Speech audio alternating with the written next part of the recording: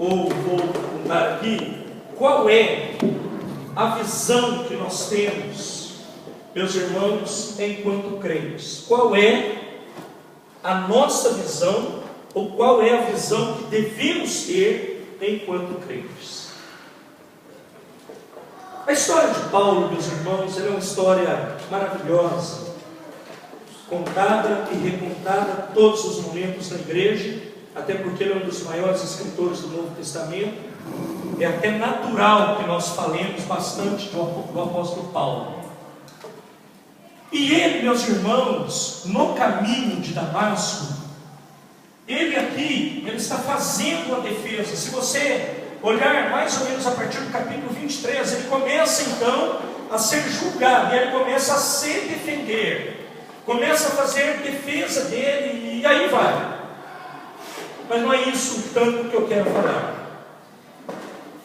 E ele se converteu, e ele começou a fazer a obra, e nós lemos aqui alguns versículos que ele disse, que ele entendeu o chamado de Deus, a visão de Deus, e ele simplesmente iria fazer o que Deus mandou ele fazer. Senhor, eu não vou fazer outra coisa, o Senhor me disse que eu tinha que pregar, eu vou pregar. Eu tinha que ir, e eles chegam lá em determinado momento da Bíblia e fala assim, tem até um sujeito aí que está ensinando uma seita dos nazarenos. Ele falaram, chegaram a chamar o cristianismo de seita. Para eles era seita, a seita dos nazarenos. Mas ele, meus irmãos, estava nem aí com isso. Ele ia para lá, a palavra fala em outro momento que ele vai na sinagoga, vai lá e prega Cristo. Aí, meus irmãos, eu olho para tudo isso. Um homem, meus irmãos, que era caçador de crentes, um homem que olhava crente e ele já prendia, matava, fazia qualquer coisa, mas dava cabo na vida do sujeito.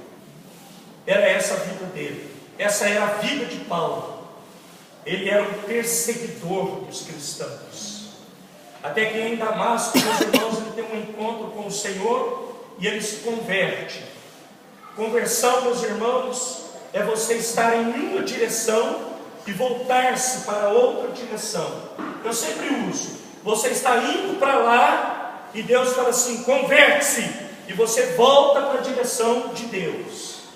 E começou a história então de Paulo, até então Saulo.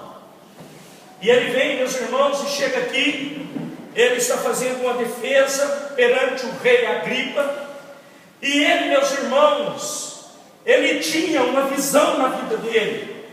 Então, meus irmãos, se nós fôssemos esboçar a vida de Paulo, falar o que aconteceu com ele, é óbvio que nós não falaríamos aqui no culto e nem no ano.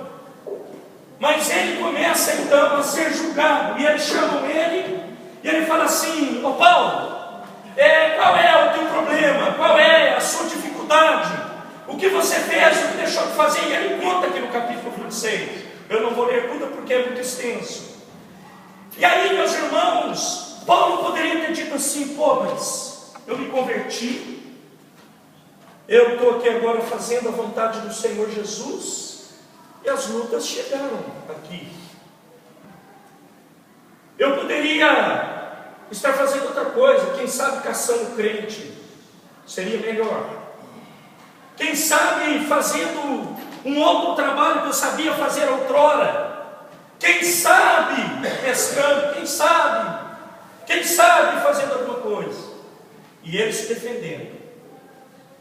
Meus amados, sabe o que o Senhor tem procurado na face da terra hoje? Paulo, apesar da sua perseguição, terrível perseguição, sabe o que ele fez? Ele obedeceu à visão celestial que Deus tinha dado a ele. Você sabe por que Deus marcou isso? Sabe por que Paulo, ele marcou a história?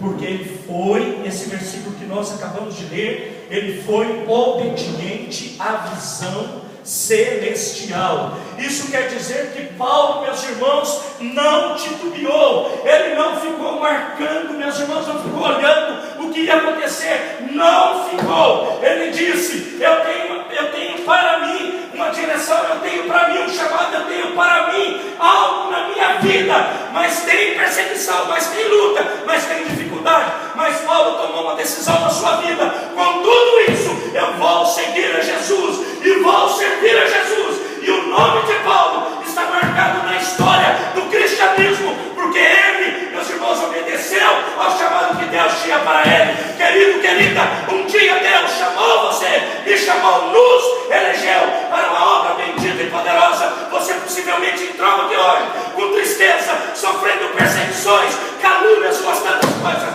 mas eu quero te dizer, a despeito disso, levanta a tua cabeça e creia que há um Cristo que te levanta e que pleiteia a tua causa e que te dá vitória para a glória de Deus. Eu não posso, meus irmãos, olhar para isso. Olha como é que Paulo fala.